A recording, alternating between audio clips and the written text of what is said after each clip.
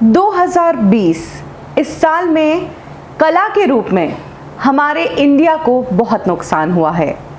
आज हमारे देश की शान, मशहूर पोएट और लिरिसिस्ट राहत इंदौरी साहब चल बसे।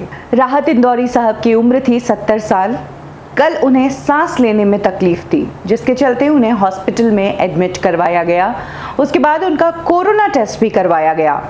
आज सुबह ही जानकारी दी उन्होंने कि उनका कोरोना टेस्ट पॉजिटिव आया है, कोरोना के लक्षण आए हैं और हॉस्पिटल में इसका ट्रीटमेंट करवा रहे हैं वो। लेकिन दोपहर में इंदौरी साहब को दिल का दौरा पड़ा, जिसके बाद उनकी मृत्यु हो गई। उन्हें बचाया नहीं जा सका। राहत इंदौरी साहब की शायरियाँ और उनकी बातें डायरेक्ट लोगों के दिल को कनेक्ट करती थी। वो लोगों की नब्ज जानते थे और सिर्फ मैच्योर जनरेशन की ही नहीं, बल्कि यंग जनरेशन की नब्ज पर भी राहत साहब की पकड़ थी। यही कारण है कि हाल ही में आई उनकी कविता बुलाती है मगर जाने का नहीं, ये टिकटॉक पर, सोशल मीडिया पर बहुत ही ज़्यादा पॉपुलर हुई थी और सभी के मुंह पर चढ़ गई थी ये लाइंस।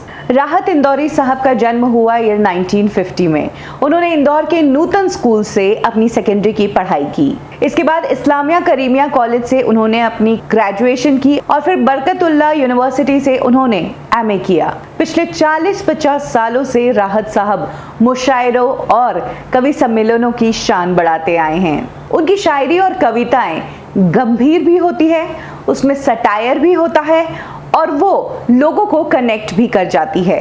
राहत इंदौरी साहब बहुत अच्छे शायर और कवि ही नहीं है, बल्कि एक बहुत बेहतरीन लिरिसिस्ट भी है। बॉलीवुड इंडस्ट्री में उन्होंने कई सारे गाने लिखे, जिसमें से कुछ गाने तो एवरग्रीन सॉन्ग्स बन गए, जैसे कि घातक का कोई जाए तो ले आए, इश्क फिल्म का नींद चुराई मेरी किसने ओ सनम, मुन्ना भाई का टाइटल ट्रैक। राहत इंदौरी साहब के निधन के बाद कई पॉलिटिशियंस और बॉलीवुड पर्सनालिटीज़ ने उन्हें श्रद्धांजलि दी है और टैलेंट के रूप में ये हमारी इंडियन सोसाइटी के लिए, हमारी बॉलीवुड इंडस्ट्री के लिए एक बहुत बड़ा लॉस है।